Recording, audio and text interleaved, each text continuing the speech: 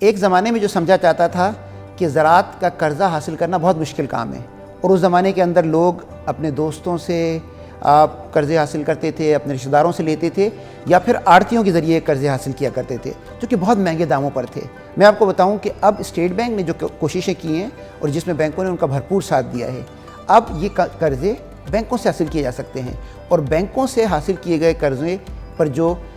शरह होती है, जो उसका मार्कअप होता है, जो उस पर इजाफी अदा करना पड़ता है, वो उससे बहुत कम है जो कि वो आड़ती को अदा करता है। काश्तकार को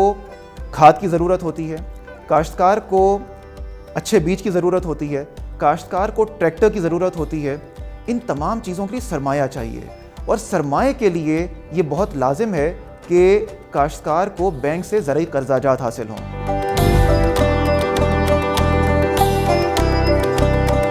इन ज़रई कर्ज़ों के हुसूल का तरीक़ाकार स्टेट बैंक ने बहुत ही आसान बना दिया है। कोई भी शख्स जो किसान है वो जाकर अगर कर्ज़ा लेना चाहता है तो वो बैंक जाए, कि बैंक की किसी भी शाख पे जाए, और इस सिलसिले में तकरीबन पाकिस्तान के अंदर जो बैंक, कमर्शियल बैंक या मालियाती इदारे हैं, उनकी 6000 से ज़ायद ब्रांचों को नामज़द कर दिया गया है। इन ब्रांचेस का और उधर अमले का मकसद यही है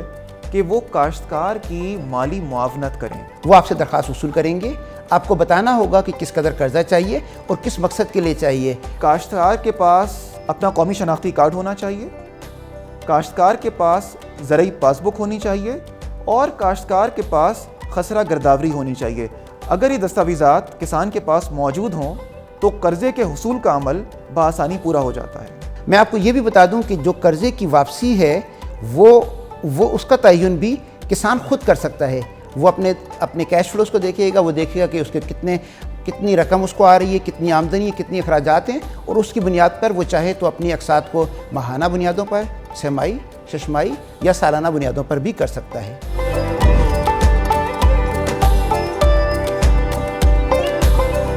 इन कर्ज़ाजात को दो हिस्सों में तकसीम कर सकते हैं, एक पैदावारी कर्ज़ाजात और दूसरा तरक्याती कर्ज़ाजात। एक काश्तकारी के लिए, ये माल मवेशी के लिए हो सकते हैं, पोल्ट्री फार्मिंग के लिए, डेयरी फार्मिंग के लिए हो सकते हैं, और माहीगीरी के लिए भी हो सकते हैं। और दूसरे जिसे गैर फसली कर्ज़े कहते हैं, ट्रैक्टर के लिए कर्ज़ा, ड्रिप आपाशी के लिए कर्ज़ा, कॉम्बाइन हार्वेस्टर के लिए कर्ज़ा, ज़रई आलात के लिए कर्ज़ा। तो जो भी कर्ज़ा लंबी मुद्दत के लिए होता है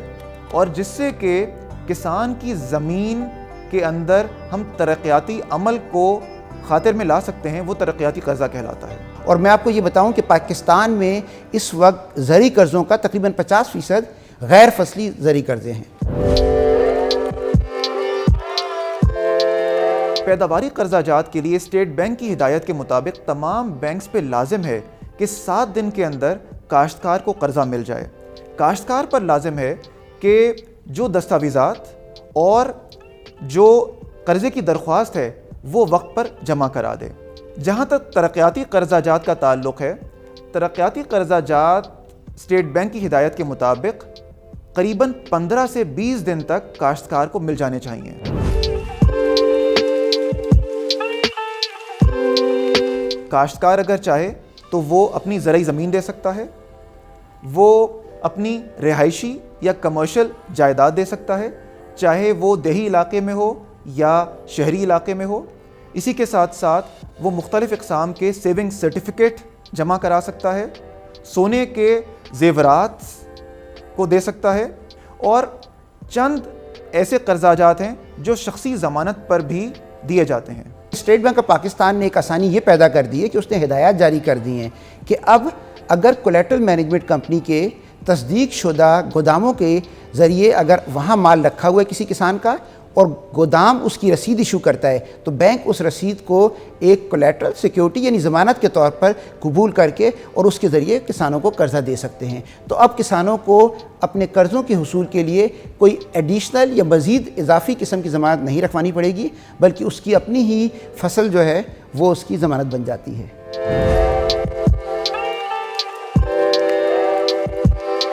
हमारे मुल्क की एक बहुत बड़ी आबादी ऐसी है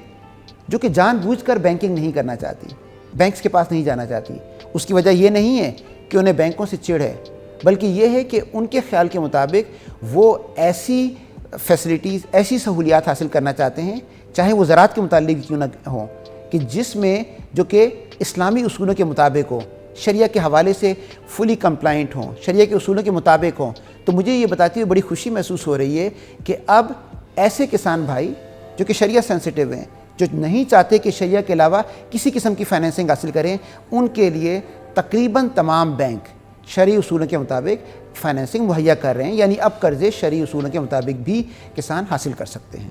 اسلامی بینک زرعی فائنینسنگ کی سہولیات شرعی اصولوں کے مطابق پیش کرتے ہیں اور شرعی اصولوں کی پاسداری کو یقینی بنانے کے لیے ایک نظام اسلامی بینکوں میں موجود ہوتا ہے۔ اسلامی بینک زرعی فائنینسنگ کرایہ داری، شراکت داری اور خرید و فروخت کی بنیاد پر پیش کرتے ہیں۔ دیگر دستاویزات جیسے پاس بک، شناختی کارڈ کی کاپی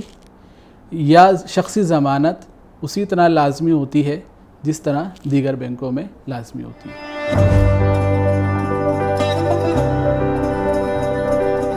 اب سے پہلے تو یہ بالکل ممکن تھا اور یہ حقیقت بھی ہے کہ لوگ عام آدمی، ابھی تو میں کسانوں سے ہٹ کر بھی اگر بات کروں کہ ایک عام آدمی بھی میرے جیسا اگر ٹائی اور سوٹ پہنا ہوا ہو اور اگر وہ کسی بینک کی برانچ جانا چاہے تو وہ تھوڑا سا جھجکتا تھا کہ پتہ نہیں میرے ساتھ کیا سلوک کیا جائے گا۔ لیکن اب پچھلے کچھ عرصے کے اندر بینکوں نے اسٹیٹ بینک کی ہدایت کے مطابق قرضوں کی فراہمی بہت آسان کر دی ہے۔ اب کوئی بھی آدمی، آپ کسان ہیں، آپ اپنے کسی بھی قریبی برانچ میں جائیں اور اس برانچ میں جا کر آپ ان کو بتائیں کہ آپ کس مقصد کے لیے قرضہ حاصل کرنا چاہتے ہیں۔ وہاں اپلیکیشن فارم مہیا کر دیے گئے ہیں جو کہ بہت سادہ ہیں۔ ان اپلیکیشن فارم کو آپ بھریں اور بینک کا عملہ آپ کو بھرنے میں بھی مدد کرے گا اور اس کے ذریعے آپ اپنی تمام معلومات مہیا کریں اور اس کے بعد یہ تمام کا تمام پروسیس ہو جائے گا اور ایک وقت مقرر کر دیا گیا ہے جس کے اندر یہ قرضہ آپ کو مل جائے گا اگر آپ بینک کی تمام ضروریات پورا کرتے ہیں تو۔